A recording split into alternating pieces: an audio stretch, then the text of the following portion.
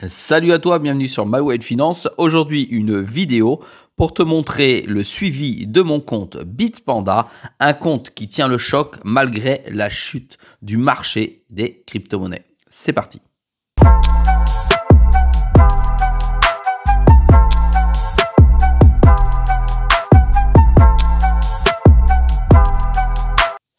Sois le bienvenu dans cette vidéo. Je te rappelle qu'ici, il n'y a pas de conseil en investissement. Je te montre ce que je fais et comment je le fais. Je te réalise aujourd'hui dans cette vidéo un suivi de la totalité de mon portefeuille Bitpanda sur lequel tu vas voir que celui-ci est plutôt en train de résister. Comme tu peux le voir ici dans cette fenêtre, il est toujours à plus 54,10%. On va aller passer en revue l'ensemble des cryptos et tu vas comprendre pourquoi celui-ci résiste au petit bear market, ou en tout cas la phase de bear market que nous sommes en train de vivre. Je sais, ce terme est un peu fort en fonction de l'actualité, mais néanmoins, il est bien réel car l'ensemble du marché des crypto-monnaies est plutôt en train de baisser fortement. Allez, nous avons le jeton de la plateforme qui s'appelle le Best, qui est toujours à plus 78%. Je te rappelle que ce jeton est posé directement sur la plateforme et qu'il me rapporte à peu près annuellement entre 12 et 14%, c'est-à-dire que chaque semaine, ça me génère un rendement, donc je reçois des rewards, d'accord, et la valeur de ces rewards, je la réinvestis en DCA aujourd'hui sur une crypto-monnaie que je t'ai montré la fois dernière dans une vidéo. Je la réinvestis automatiquement dans le Core DAO qui se trouve ici.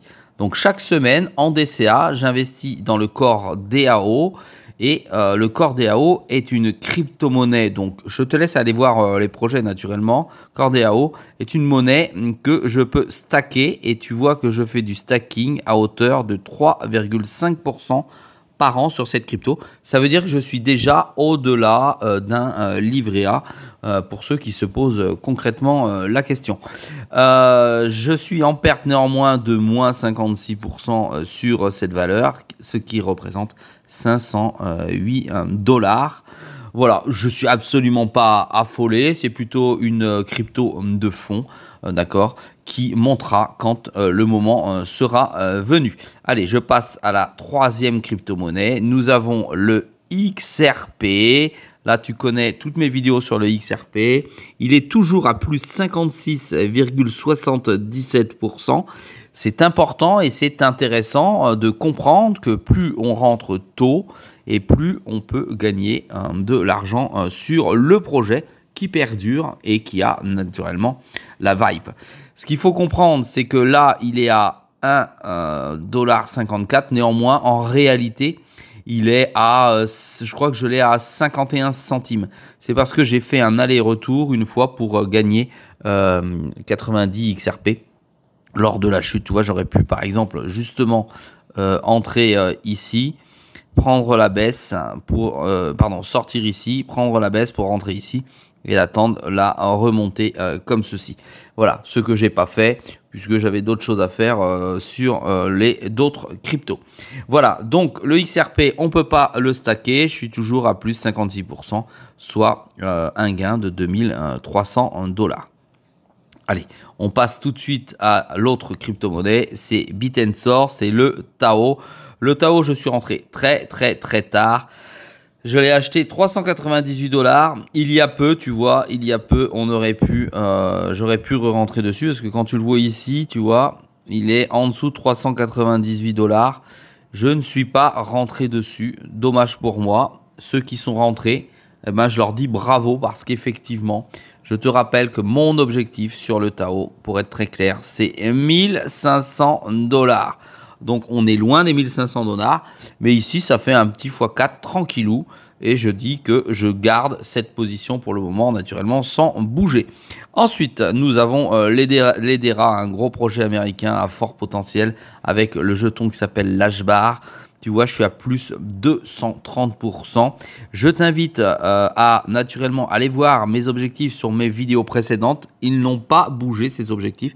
Je referai naturellement une vidéo sur HBAR si l'objectif monte ou s'il descend. Mais pour l'instant, je maintiens mes objectifs. Voilà, crypto-monnaie donc intéressante, touchée à allez, 7 centimes. Ensuite, j'ai la NKR. Alors, comme beaucoup le disent, ce sont essentiellement les Français qui sont bullish sur cette crypto-monnaie. Alors, peut-être, j'ai envie de dire, mais pour moi, c'est comme c'est un projet d'infrastructure, c'est un projet qui existera encore dans 4 ans, dans 5 ans et peut-être également dans 10 ans. C'est un jeton que je stack. Donc, je fais du stacking, mais pas du tout sur Bitpanda, mais de plus gros volume sur un autre exchange qui me permet de faire du stacking. Voilà, je perds 45%. Normalement, je devrais continuer à rentrer dessus pour lisser le prix d'entrée. Tu vois, il est à 2 centimes et je l'ai eu à 4 centimes.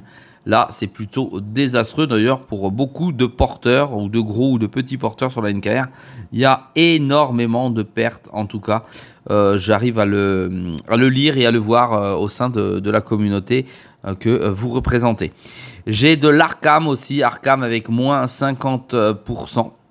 Tu vois, ça rebondit, ça fait moins 600 $. C'est pas grand chose comme perte aujourd'hui dessus. Ce que tu dois constater, c'est la robustesse du projet parce que effectivement, sur des jetons comme XRP, sur Tao, sur Hedera, donc pour le HBAR, il y a de plus grosses positions, même sur le best, que sur ces plus petites crypto-monnaies qui, elles, perdent parce qu'elles ont finalement une présence moins importante dans mon portefeuille. Et c'est justement pour ça que ça amoindrit les pertes. Ensuite, nous avons Nervos Network, donc le CKB. Pareil, projet en Proof of Work. Projet en perte. Il y en a beaucoup dans la communauté également qui perdent sur leur position. Comme moi, tu peux le voir, moins 62%.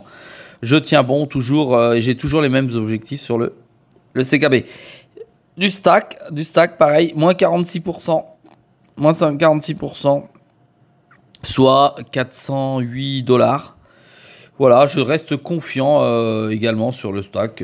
J'ai pas de position à changer. Ensuite, grosse position, hein, tu vois, sur The Graph, le GRT.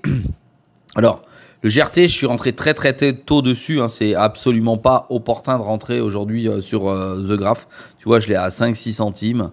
J'ai déjà fait un 135%. Je te rappelle que mon objectif sur The Graph, c'est 1 $, hein, d'accord ? 1 $, 74 000 jetons. Mon objectif, c'est 74 000 $, hein, pour être très clair. Je le stack à 8%. Ça veut dire que semaine après semaine, il me rapporte des sous. Tu vois, il m'a rapporté 11 900, on va aller dire 12 000 GRT pour 1 600 $. S'il monte à 1 $, ça m'aura rapporté 12 000 $ juste en stacking, en restant sagement dans ma chaise. Mais on n'en est pas là naturellement. Ensuite, j'ai le Solana avec plus 795%. Tu sais que je suis sol maximaliste. Je t'ai fait une vidéo hier dessus.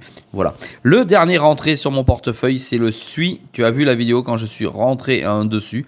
Voilà, j'ai une position tranquille. Elle perd pas, elle gagne pas. Moins 13%, c'est absolument rien en crypto.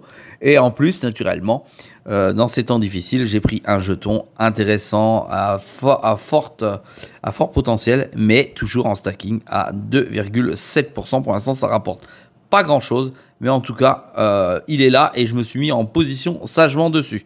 Ensuite, j'ai du Core DAO, je t'en ai parlé tout à l'heure, et j'ai un tout petit peu d'injective, l'injective qui attend finalement une poussée du marché pour que je puisse ventiler les injectives ailleurs. Je te rappelle que c'est à minima 90 $ sur l'injective, mon objectif. Alors pourquoi le portefeuille ne s'écroule pas?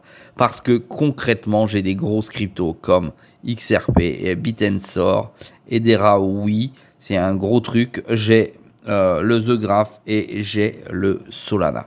Tu vois que j'ai donc 5 grosses cryptos. En crypto, ça va faire drôle de dire ça, mais ce sont des cryptos dites pères de famille. Des cryptos à fort potentiel qui se trouvent sur CoinMarketCap vraiment très haut dans les classements. Ça veut dire qu'elles subissent beaucoup moins que les petites crypto-monnaies, les vagues ou les ouragans du marché de la crypto. Voilà, si comme moi, tu as un portefeuille qui tient le choc dans le temps, n'hésite pas à me le dire en commentaire. Ça fait toujours plaisir de l'entendre. Si tu as des positions similaires aux miennes, tu dois te rendre compte qu'effectivement, en fonction du moment où tu es rentré sur la crypto, eh bien, effectivement, ça tient plutôt le choc. Le XRP, il y a un fort potentiel avec certainement les ETF qui vont arriver. Pareil pour Solana. Bitensor, un énorme intérêt dans l'intelligence artificielle. Hedera, infrastructure avec des gros mastodontes type Microsoft derrière. Arkham avec naturellement le suivi et la réglementation américaine, j'ai envie de dire bravo. Nervos Network, vraiment qui travaille sur la blockchain notamment de Bitcoin. Bah, c'est leur propre blockchain en proof of work, mais qui travaille fortement avec autant de souplesse que ça avec le projet BTC. The Graph, qui est le Google de la blockchain, je m'en sors très bien. Et Solana, naturellement, qui va tout exploser si un jour ce satané bull run démarre. Allez, n'oublie pas de m'encourager avec un pouce bleu. Je te rappelle que sur MyWeb Finance, c'est une vidéo tous les jours à 6 h du matin. N'oublie pas, il n'y a pas de conseil en investissement. Je te montre vraiment ce que je fais. Je te montre mes portefeuilles en toute transparence et ce, sans que tu aies besoin de t'abonner. Je te dis à très vite dans une prochaine vidéo.